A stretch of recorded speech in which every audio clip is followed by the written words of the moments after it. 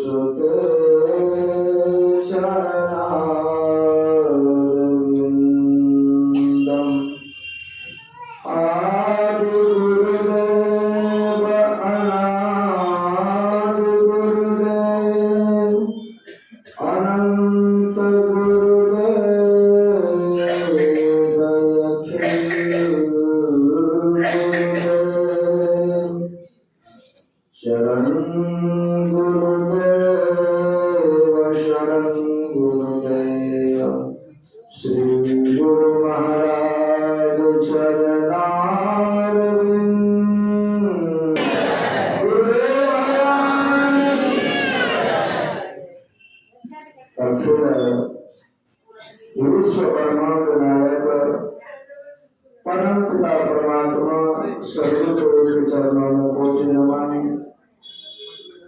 मंचस्थ समासन मुद मंगल में साधु समाज उपस्थित धर्म प्रेमी सज्जनों, भक्ति द्वितीय पाली का सत्संग है। हम लोग नवधा भक्ति के भगवान श्री राम और भक्ति माता सबरी के बीच संवाद है।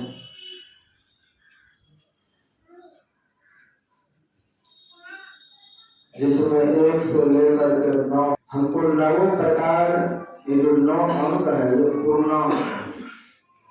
पूर्ण करने वाला है।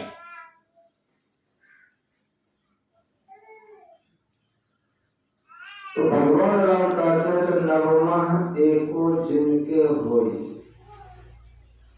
9 प्रकार में जिनको पहला भक्ति मिल गई, नारी पुरुष चराचर को एक भक्ति, पहला भक्ति जिसने संतों का संग कर लिया, चाहे संतों का संगति जिस प्रकार से भी हुआ, प्रेम से हुआ हो तो करना ही है, वैर से भी अगर हो गया, किसी तरह से उनसे संपर्क हो गया, किसी तरह से उनसे नाता जुड़ गया, तो एक दिन ऐसा समय आएगा कि उस जीव को उतारना पड़ेगा। इसीलिए प्रथम भक्ति की प्रधानता है, संतों की संगति की प्रधानता है। प्रथम भक्ति संतन कर संग, ऐसा क्यों कहा? गोस्वामी तुलसीदास जी महाराज लिखते हैं कि अंतर्यामी गर्भगत संत सुंदरी माय, तुलसी पूजे एक को दो पूजे जाए।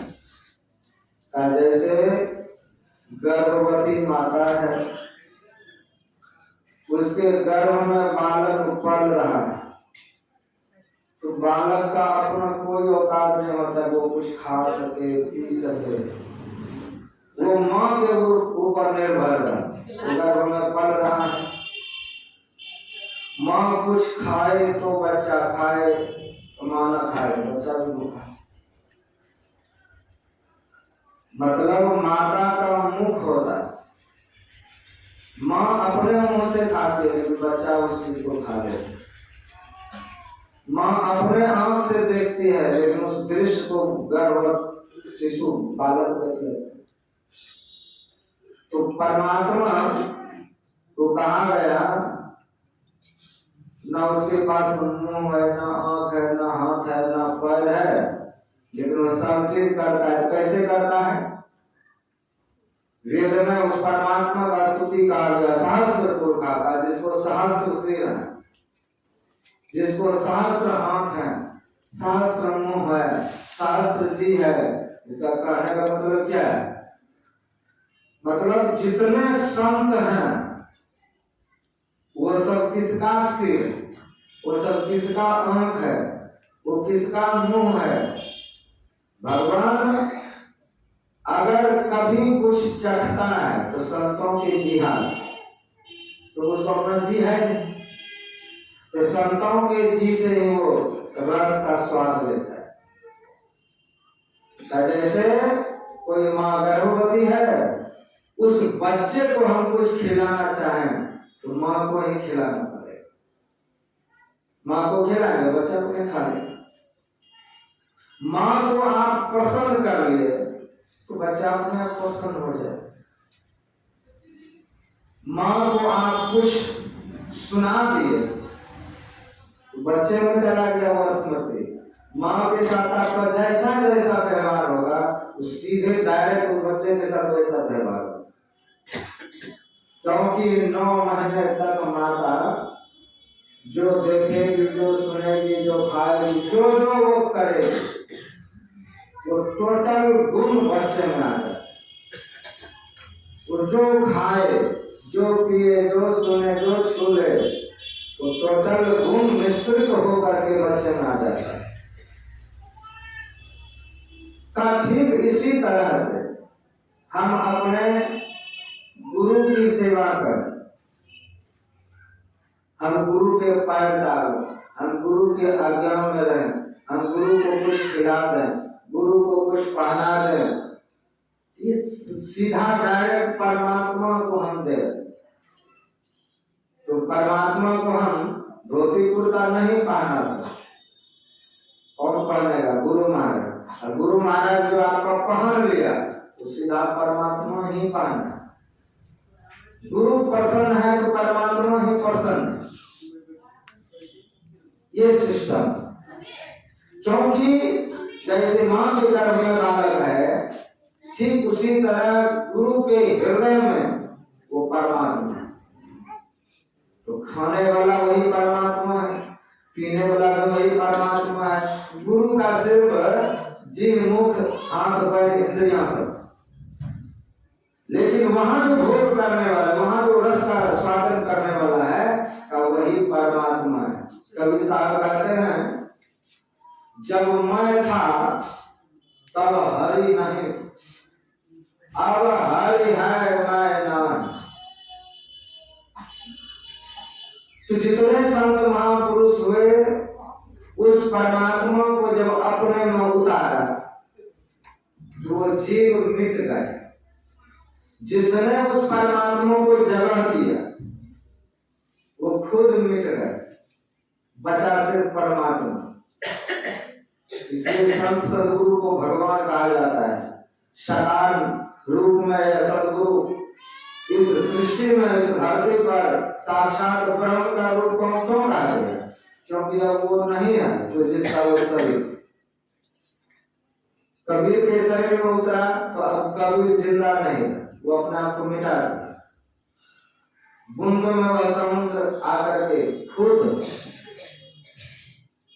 उतर गया तो अब वो रहा नहीं। इसलिए गुरु के प्रति जो हम सेवा का भाव दिखलाते हैं, कुछ भी करते हैं, वो डायरेक्ट परमात्मा की ही सेवा हुआ। हम डायरेक्ट परमात्मा की सेवा कर रहे हैं, खुशी उसी को मिलती है। इसलिए भगवान राम ने पूरे नवधा भक्ति में अपने लिए कुछ मांगा है कि हे सबरी, सुबह नहा करके मुझको चंदन करना, घंटी बजाना, मुझको भोग लगाना नहीं, सीधा अपने गुरु के जिसने तो कुछ कर लिया, यही मेरी भक्ति। इस चीज को समझिए।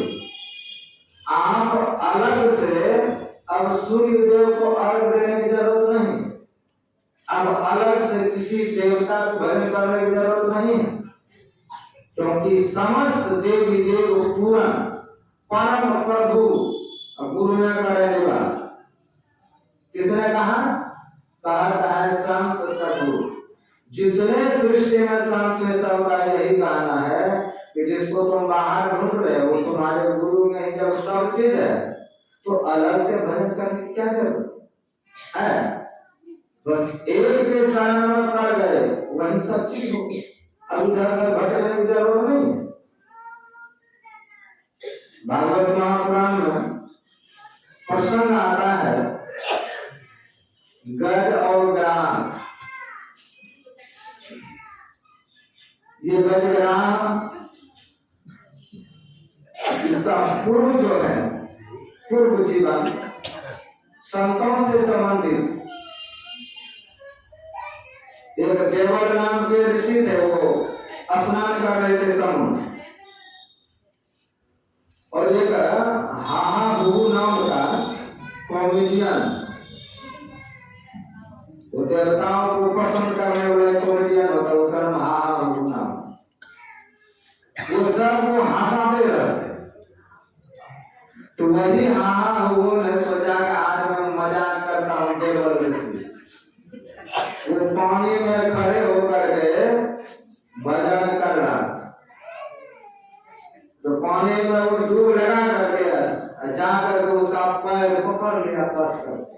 अब पैर जब पकड़ा तो छटपट करे, उसको लगा के ग्राह में पकड़, तो बहुत तड़पने लगा मैं मर गया। तो अंत में देखा कि ऋषि बहुत परेशान हो गए, तो पैर छोड़ करके बाहर निकला पानी से, हाथ जोड़ा के महाराज में मजाक किया था आपके साथ। कहा मूर्ख, तुम मजाक किया और तुम्हारी आदत है पैर पकड़ने, इस तरह के कोई पानी में पैर पकड़ता, ये तो ग्राह का काम है, इसलिए तुम ग्राह ही हो। तो क्या करा, बहुत विनती किया महाराज ने, तो आपको खुश करने के लिए, प्रसन्न करने के लिए ऐसा किया। तुम प्रसन्न करने के लिए किया, लेकिन मेरा तो जान जा रहा था कि कोई ग्राह मेरा पैर पकड़ लिया है, तो तुम ग्राह ही हो जाओ। कहा महाराज, कोई जब ग्राह के योनि में जाने का श्राप दे ही दिए हैं, तो फिर उबरने का बात बताइए, मैं कैसे उबरूंगा वहां से? ऐसे तुम पैर पकड़ते रह, तुम्हारी आदत है। और ग्राह तो हर जीव का पैर पकड़ता है, किसी दिन अगर किसी भक्त का पैर पकड़ा जाए तो उस दिन तुम्हारा उद्धार है। तो वही श्राप बस त्रिकूट पर्वत पर एक बहुत बड़ा सरोवर था, उसी में वो रहता। उस समय एक राजा हुए, तो राजा अपना राजपाट छोड़ करके तंग आकर के चला गया भजन करने के लिए। भजन कर रहा है पहाड़ पर बैठ करके, ना किसी गुरु से दीक्षा लिया, ना कुछ, अपने मर्जी से बैठ करके अब क्या जपेंगे, कैसे ध्यान करेंगे, उसको खुद पता नहीं, बैठ करके ध्यान करना। उसी रास्ते से अगस्त ऋषि जा रहे थे। अगस्त ऋषि जो जा रहे थे, उसको देख करके राजा तो अहम हुआ, तो मैं तो खुद राजा हूं, और ये अगस्त ऋषि महात्मा है, अगर मैं ऐसे आंख खोल करके बैठूंगा तो उठ के खड़ा होना पड़ेगा उसके स्वागत सत्कार में। आंख बंद रहेगा तो भी समझेगा भजन कर रहा है, नहीं देखा। अगस्त ऋषि समझ गए कि राजा ढोंग कर रहा है, इसीलिए उसके बगल से गुजरे और पीछे जाकर के खड़े हो। थोड़ी देर में उसका मन हुआ कि किधर गया, रास्ते सीधे का चारों तरफ वैसे देख रहे तो पीछे वो खड़े, पकड़ा गया उसका गांव। कहा मूर्ख, महात्मा कोई आया तो उठ करके उसका स्वागत सत्कार करना चाहिए, इसे हाथी की तरफ बैठे रहना चाहिए। तुम जाओ हाथी हो। वो तो भजन करने गया था, असंतों की संगति से कितना बड़ा लाभ सब दिन सुने, तो खूब लाभ मिलता है संतों की संगति से। अब देखिए कैसा है संगति, संग किया, देखा, संत दर्श जिनमें पाकर करई, संतों के दर्शन से पाप नष्ट होता है और उसका मनुष्य शरीर छूट गया और हाथी के शरीर में जाना हो। तमाम है संतों की संगति का ये रिएक्शन। अगर गलत संगति से हो गया, गलत स्वभाव से हो गया तो नीचे की योनियों में चला गया, हाथी हो गया। और हाथी जब हो गया तो उसका भी अपना परिवार होता है। सैकड़ों हथनियों के बीच में अकेला वो राजा की तरह रहते थे। गर्मी के दिन में प्यास से व्याकुल वह हाथियों का झुंड और वह सबके जो सरदार थे हाथी, वो सब चले उसी सरोवर में पानी पीने के लिए जहां वो गजराज रहता। सब हाथियों ने पानी पिया। पानी पीने के बाद सूर में पानी ले गए। अब हथनियों को नहलाने लगा, बच्चों को नहलाने लगा। पूरे सरोवर को पूरा कीचड़ कीचड़ मचा दी। तो अचानक उसी में जो ज्ञान रहा था उसको क्रोध आया और क्रोध में जाकर के हाथी का पैर पकड़ लिया। हाथी का जब पैर पकड़ा तो बलिष्ठ था, वो खींच करके किनारे ले जाए। लेकिन जो जंतु जहां रहता है वहां पर अपना कहते हैं घर पर कुत्ता बेसेर होता है, तो पानी के जीव हैं तो हाथी को कुछ नहीं मार रहा है, वहां से खींच करके फिर खींच लेता है, फिर हाथी बाहर लाता है। तो जितने हथनियां थी सबने सुर में सुर लगा के चाहे इसको खींच करके बचा ले, नहीं बचा पाए। बहुत कोशिश करने पर भी हाथी को नहीं खींच पाए। तो क्या हुआ, सब हथनी धीरे धीरे वहां से किनारे से हट के चला गया। उस विपत्ति में उस गजराज को छोड़ दिया। पत्नी बच्चे सब उनके छोटे छोटे सब जंगल में आरोपित हो गए। और फिर अब अकेला उसको उस मृत्यु से लड़ना पड़ा, अकेले अवस्था। अब कोई सहारा नहीं बच गया। तो अंततः हाथी परेशान होकर के बेजान हो गए। अब कोई सहारा नहीं बचा। हाथी को खींचते हुए अगाध जल की ओर ले चला लगा। जब ले जाने लगा तब वो भगवान से प्रार्थना करते। सूरदास जी महाराज लिखते हैं, हे गोविंद हे गोपाल अब तू जीवन हारे, पानी पीवन हे तू गए सिंधु के किनारे, सिंधु बीच बसत ग्राम शरण गई पछारे, नाक कान डूबन लगा।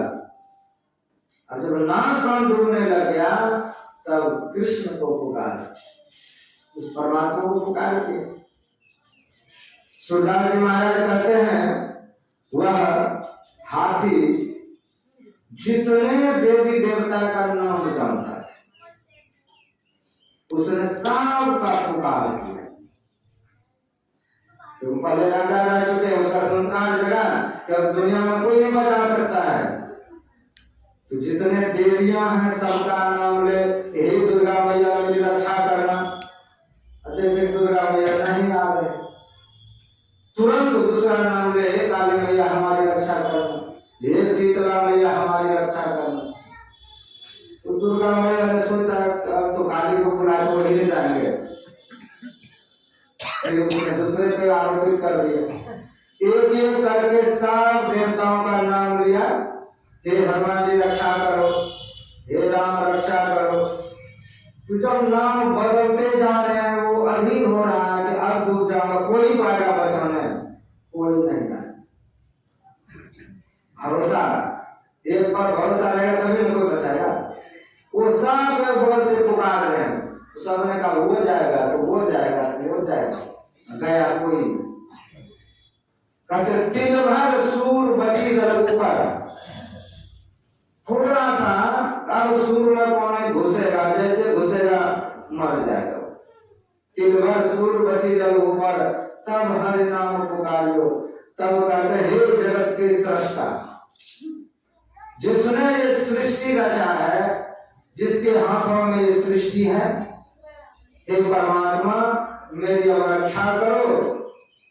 कहते जैसे एक निष्ठ उसकी भक्ति हुई, एक के ऊपर टिका, वैसे भगवान वहां से दौड़े।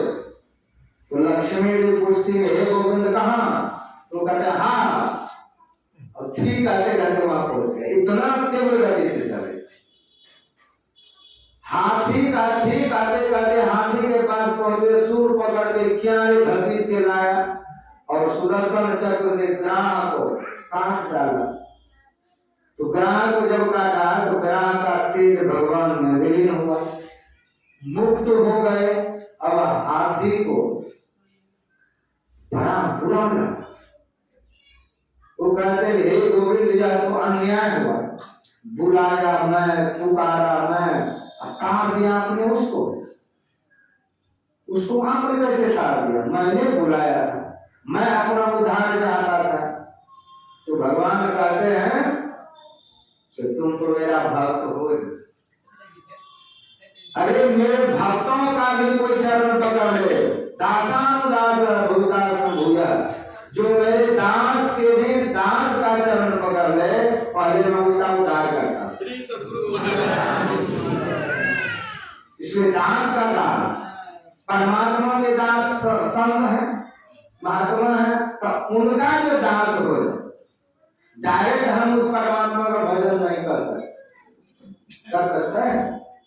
आजकल देखे चला है ये शिव चर्चा, डायरेक्ट शिव जी को गुरु बनाना। तो डायरेक्ट हम उसको कैसे बना सकते हैं? उससे जुड़ने का कोई उपाय है? कोई इस गांव में बहुत मुखिया जी अगर चाहे तो मैं डायरेक्ट पावर हाउस से मैं अपने घर पर लाइट ले लूंगा, ये संभव है? पैसा लगा दे, तार भी आ जाए, उतना वोल्टेज सहने का है कोई क्षमता कि डायरेक्ट पावर हाउस से हम अपने घर के बल्ब जला रहे? क्यों जुड़ जाएगा सब?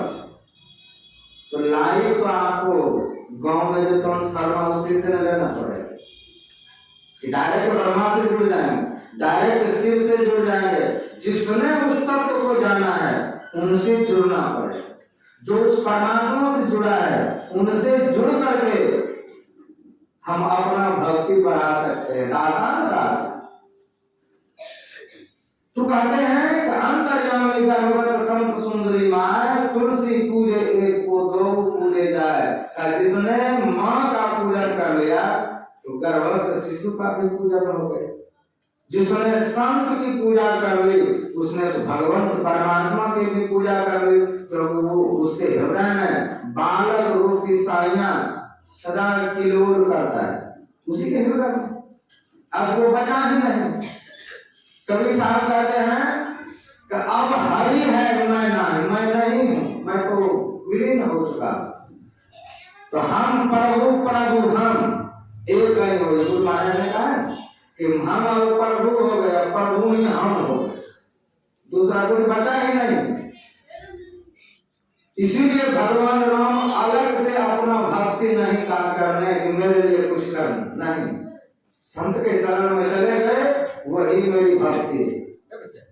संत को प्रसन्न कर लिए वही मेरी प्रसन्नता है।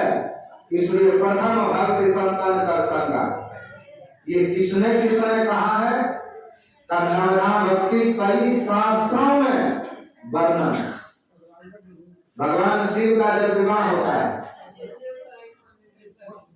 माता पार्वती के साथ, तो भगवान शिव पार्वती जी को कई लोकांतर घुमाए।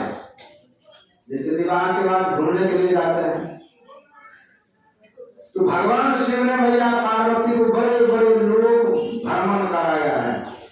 सैकड़ों वर्ष तक अनेक लोग लोकांतर में घुमा और पति पत्नी की तरह जिया। तो एक दिन मैया पार्वती कहती हैं कि हे महादेव, मैं अपने माता पिता के घर में राजकुमारी की तरह जिया हूं। अपने पिता के घर में हिमाचल और मैना जी, उनके घर में मेरे 100 भाई थे और 100 भाभी। पार्वती माता 100 भाई और 100 भाभी, उसमें अकेली मैया पार्वती। कितना उसको लाड दुलार प्यार मिला होगा। तो कहते वहां हमको किसी चीज का तकलीफ नहीं हुआ, आनंद मग्न होकर के रहे। आपके जैसे पति को प्राप्त किया तो आपने भी लोकांतर का सुख हमको दिया।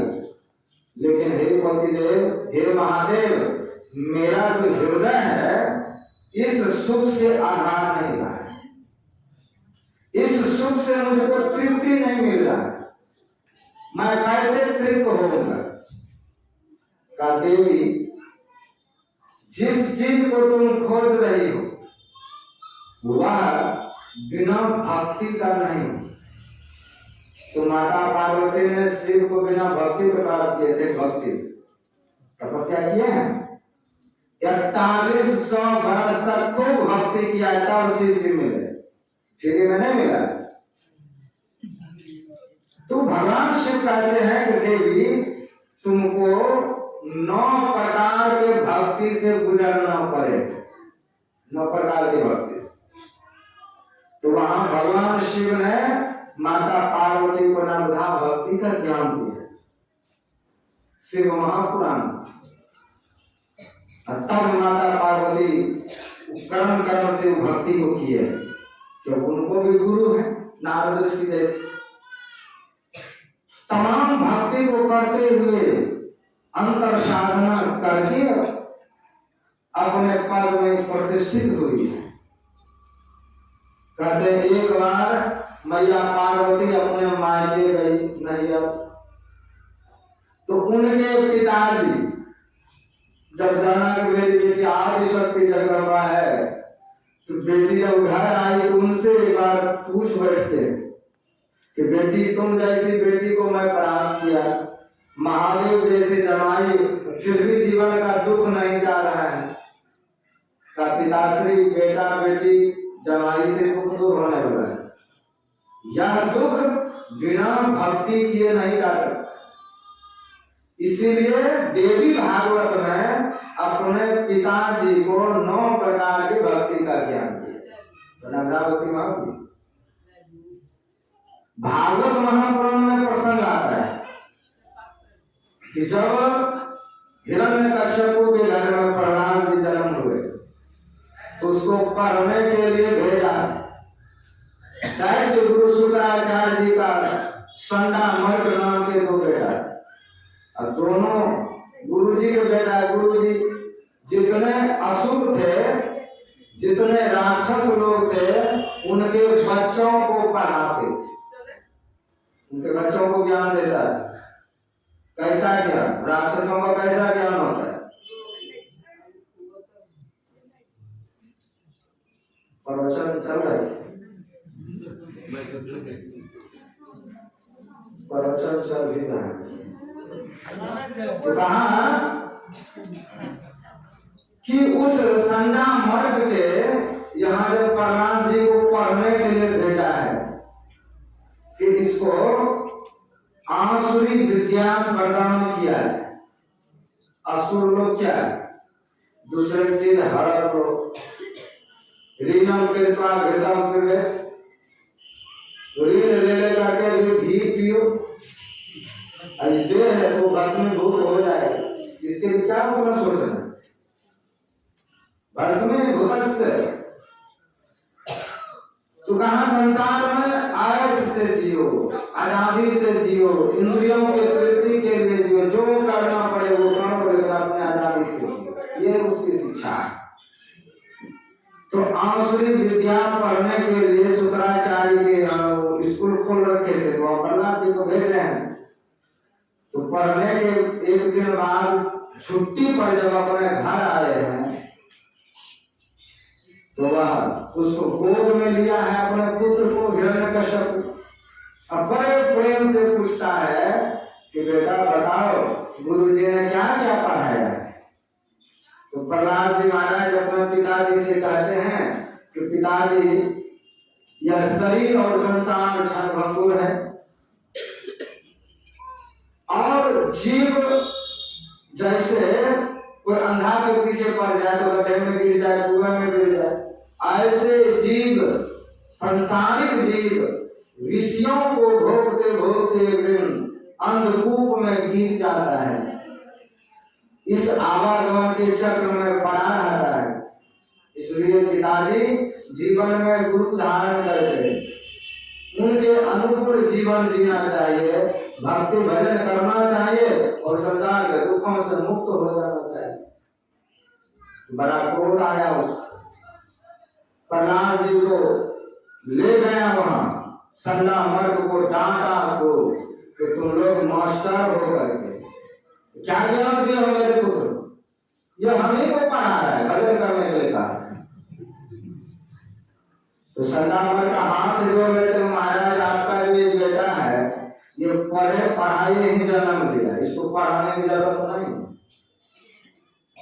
माँ के गर्भ में जब थे वो कायालू के गर्भ में, तो उस वक्त प्रहलाद जी माँ के गर्भ में रहते हुए उनकी माँ ने जितना सत्संग सुना है, जितने शास्त्र सुने हैं, वो सब उसको याद।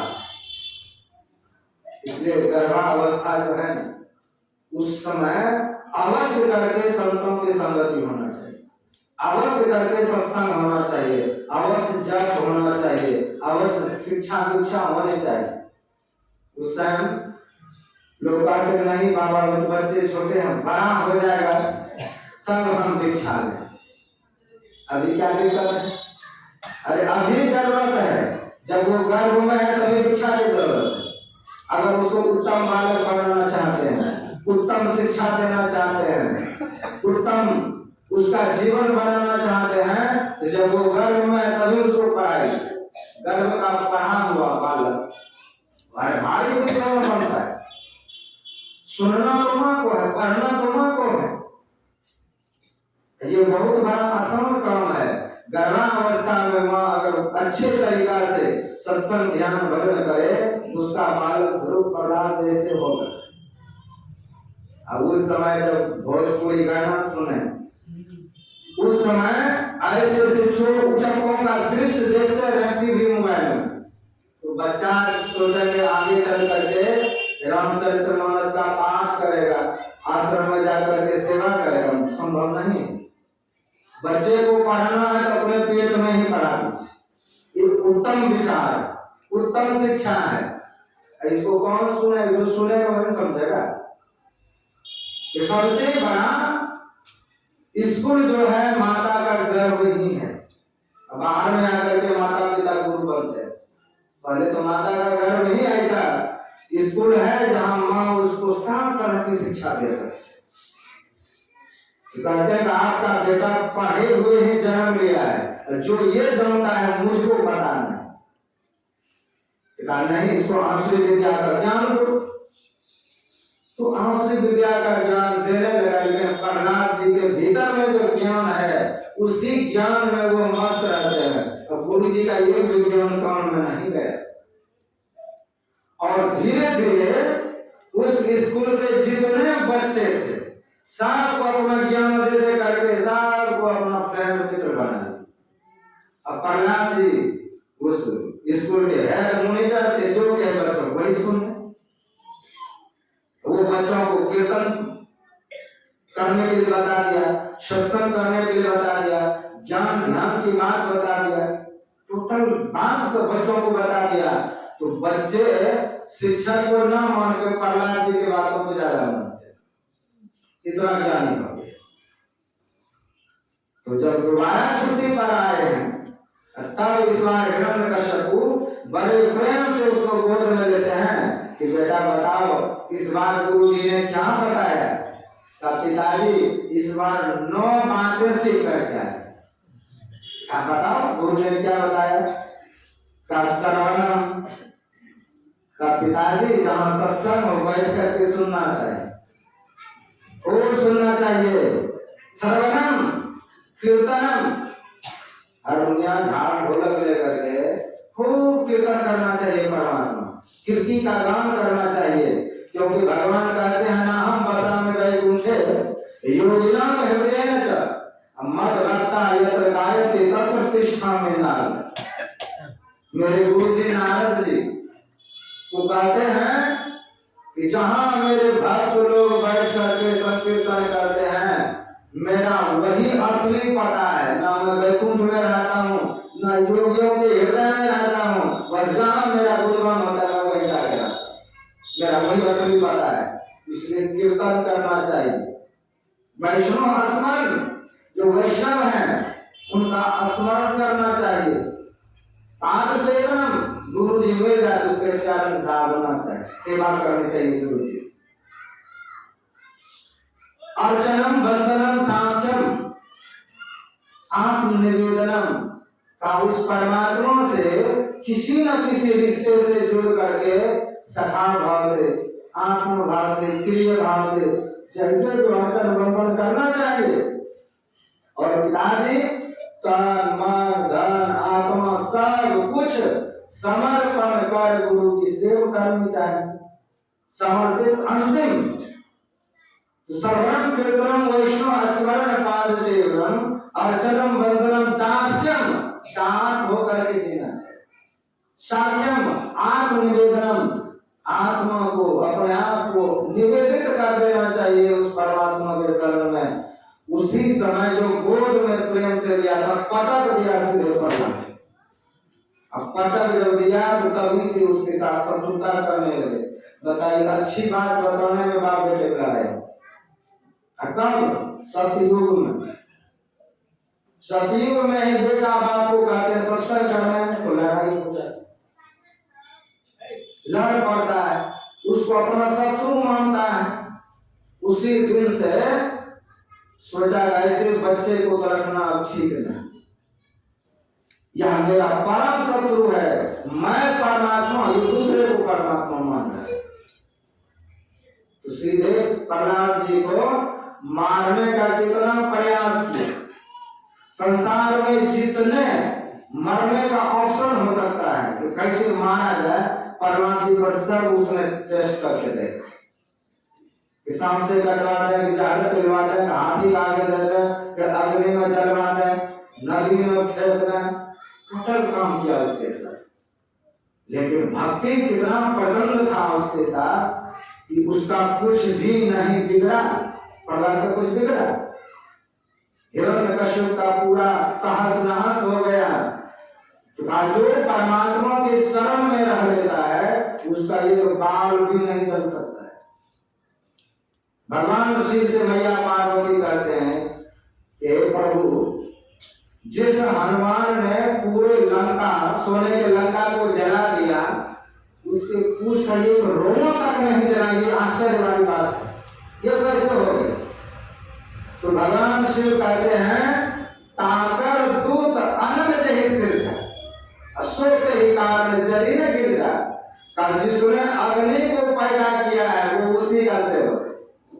तो अग्नि को हिम्मत है कि अग्नि के जो मालिक है उनके सेवक को जला दे। ताकर दूत अनल जही सिर जा, सोते ही कारण जरी न गिर जा। किसी कारण वो नहीं जले क्योंकि उसके बड़ों के सेवक हैं। अग्नि को सृजन करने वाले, हवा को सृजन करने वाले, उन तमाम सृष्टि को सृजन करने वाले परमात्मा के सेवक हैं। उसका कौन क्या बिगाड़ सकता है? बिगाड़ नहीं सकता। इसीलिए संतों की संगति बताया है। संतों की संगति से जीवन में जितना लाभ होगा, हाँ, लेकिन ठीक पूर्वक कार्य करता है। ये नन्हा भक्ति का वर्णन भागवत महापुराण में है, जो अपने ध्रुव प्रहलाद जी ने अपने पिता को बताया है। कितने ग्रंथों में नवला भक्ति का वर्णन किया गया है। इसलिए पहला सब में प्रथम भक्ति संतन कर संगा सताम संगति सताम सज्जनाम संगति इति सत्संगा। हाँ, ऐसे जो संत महापुरुष हैं उसका संग कर्म। अब संग कैसे किया जाए? लाखों शिष्य हैं और गुरु के तो संग नहीं हो सकता है कि गुरु के संग आप उनके पीछे पीछे चल सके। ये संग शब्द क्या है? का संग शब्द संस्कृत का है जिसका अर्थ होता है आसक्ति का। आप जहां हैं जिस अवस्था में है वहीं रहिए लेकिन अपने गुरु का संग कीजिए। किस तरह से संग कर पाएंगे? आसक्ति किसको कहते हैं? का जिसके बिना हम ना जी सके। ऐसा प्रेम ऐसा आसक्ति हो जाए कि आप कहीं भी हैं लेकिन अपने गुरु के संग में हैं, गुरु के प्रेम में है, गुरु के भक्ति में है, दिन रात नाम जप चल रहा है, अखंड नाम जप कर रहे हैं, आप गुरु से दूर नहीं है। जौन हो सही एक पलक बिछड़ा नहीं, कब एक पल के लिए नहीं बिछड़ता है। जो अपने गुरु के नाम को हृदय में बसा करके रखता है, कहते जाओ गुरु बसे बनारस शीश समुद्र की। गुरु बनारस में हो और चेला मुंबई में हो समुद्र के किनारे का जो एक पल नहीं बिसरेगा, गुरु का गुण अगर हृदय में है तो इससे बड़ा संगति कुछ भी नहीं है। ऐसी संगति हम करें तो ऐसी संगति से ही जीवन में भक्ति जुड़े। नहीं तो संग करने वाले कितने हैं गुरु के संग में हैं लेकिन गुरु का रंग नहीं लगा, उल्टा हो गए, विपरीत उसका जीवन हो गया। गुरु के संग में रह करके और उनसे अलग थलग हो गया और उनसे घृणा हो गया और उनसे अलग उनका दिमाग चलने लग गया। तो संग में रहने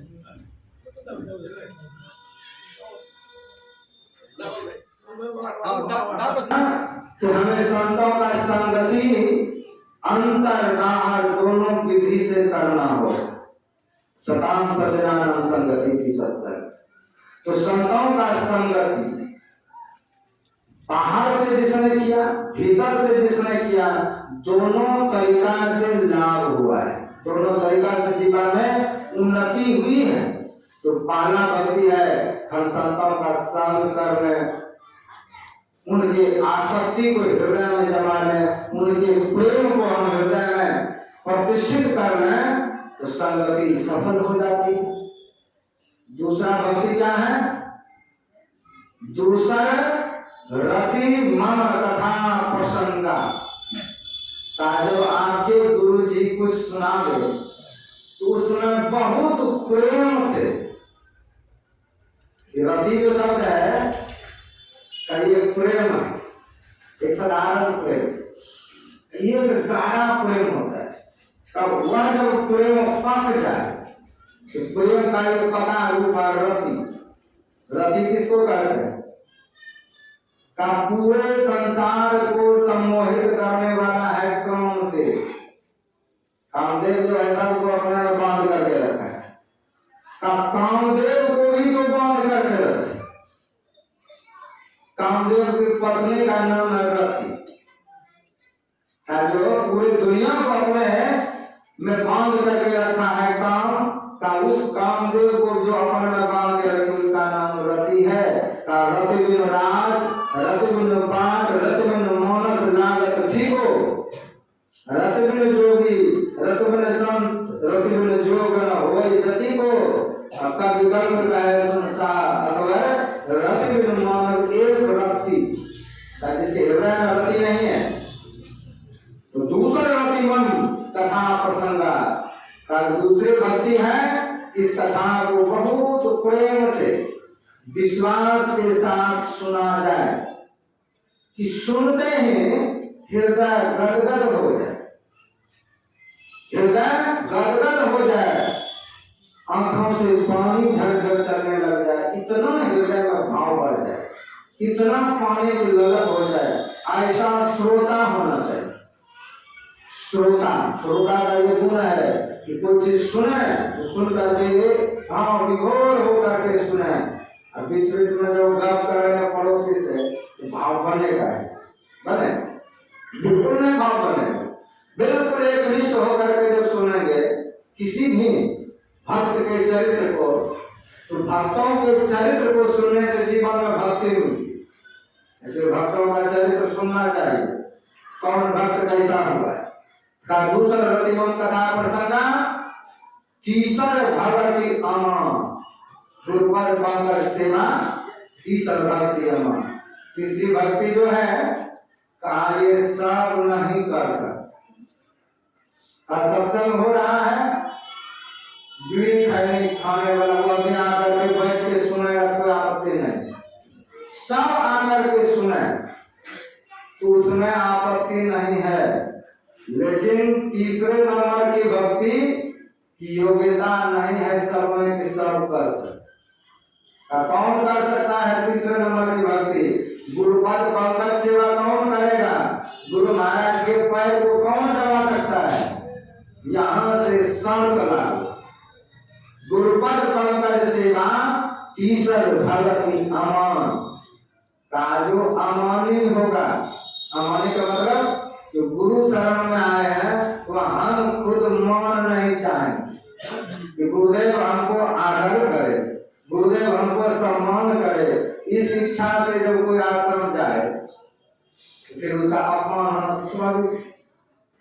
कहा जो सब ही मौन प्रद आप अमान, का जो सबको मौन दे और आप अमानी बन करे, और वही गुरु की सेवा कर सकता है। जो तीसरे भक्ति में बहुत बड़ा लफड़ा दिख रहा है। क्या लफड़ा है? कि हम लोग कितने लाख सत्संगी होंगे, कितने लाख होंगे, और गुरु महाराज एक है सब, तो सब इतने लाखों लाख व्यक्ति गुरु महाराज का पैर कैसे दबा सकते हैं? है कोई बात? जब नहीं दबाएंगे तो ये भक्ति आप पकड़ गए तो गुरु को कभी पैर दबाया कोई? नहीं दबा तो ना भक्ति कैसे पूरा होगा? तो कहा जो आपका गुरु महाराज है ये सिर्फ तस्वीर में नहीं, कहाँ है? गुरु महाराज कहते हैं घाट मठ प्रपंच जब मिटाए नहीं अंश गाना चाहिए। ये अंश रूप में नहीं है। ये कौन सा तत्व होगा? व्यापक होगा, व्यापक तत्व होगा। तो जब ये व्यापक तत्व हो गया है तो सब में है, सब में है। व्यापक तत्व का मतलब है वो सब में है, सब घट ये कह रहा।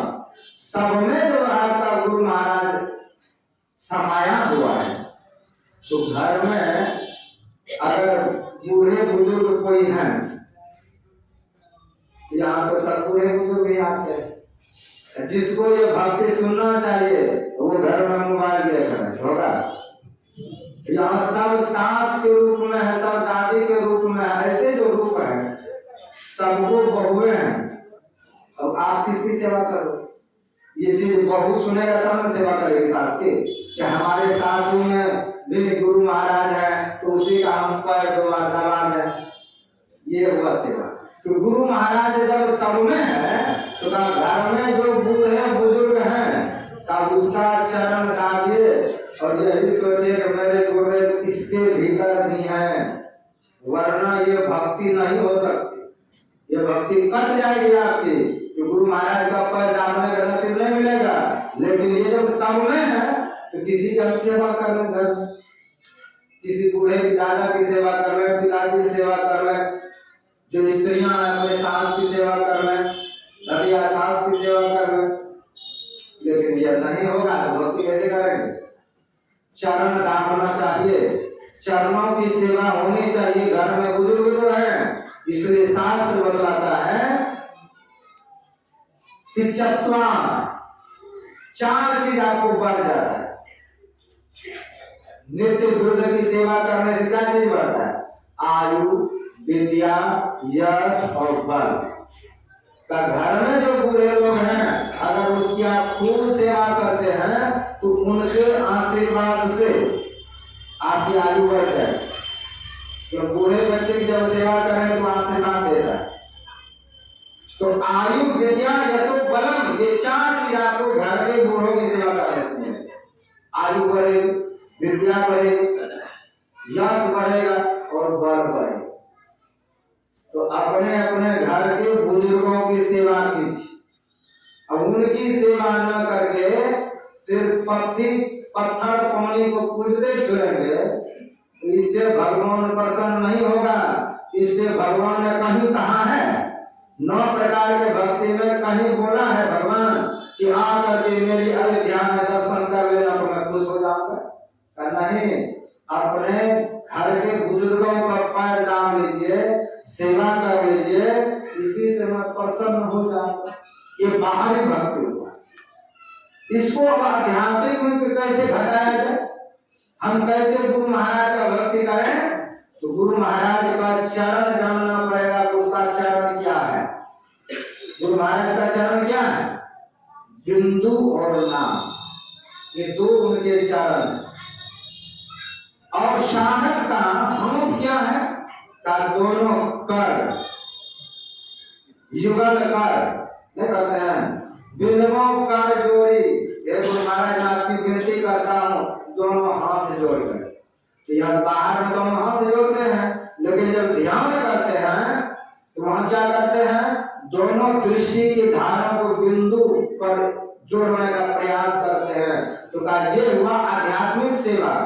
उस परमात्मा बिंदु रूपी चरण पर अपने दृष्टि धारा को बार बार जोड़ने का प्रयास करते हैं, पहुंचाने का प्रयास करते हैं। तो जब ध्यान करते हैं तब वह उस परमात्मा की निराकार परमात्मा की सेवा है। उनके चरणों की सेवा कर, उनके चरणों को दबा रहे हैं, ये भीतर में है। लेकिन बाहर में सेवा, गुरुपद पंकज सेवा तीसर भक्ति अमान का अमान्य होकर के अपने बुजुर्गों की खूब सेवा की। गुरुपद पंकज सेवा तीसर भक्ति अमान। चौथी भक्ति मम गुण गण कर कपट तजिका।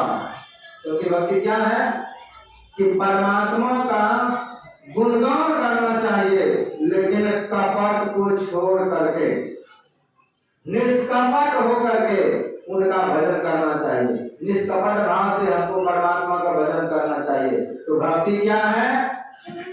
भक्ति गुरु महाराज कहते थे कि भक्ति माता है। उधर विजय का होता है ना वृंदावन की तरफ, तो भक्ति माता की जय। भक्ति को माँ कहा गया। भक्ति ही माता है जो बच्चे, इसको थोड़ा घर में प्रवेश होकर के देखे। जैसे घर में कोई नवजात शिशु है, वो पलने में अभी खेल ही रहा, माता कोई काम कर रही है और पलने में वो नवजात शिशु अपने उस पलने में ही विष्टा का त्याग कर दे, पेशाब कर दे, खूब हाथ पर पटके उसी में शरीर पूरा वो मटिया मेल कर ले, लेट्रिन से पूरा शरीर लट गया है। पिताजी उसको देख, तो पिताजी की हिम्मत है उठा करके उसको साफ कर? नहीं, वो कहेगा देखो बच्चे को पल, देखो पलने में ये विष्टा कर दिया, पूरे शरीर में लपेट दिया, पहले इसको साफ कर दो।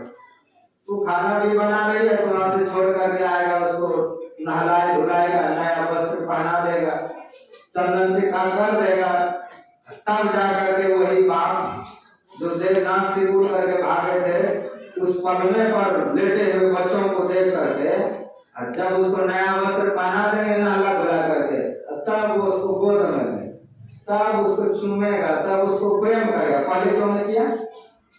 पहले वो गंदगी में पड़ा हुआ।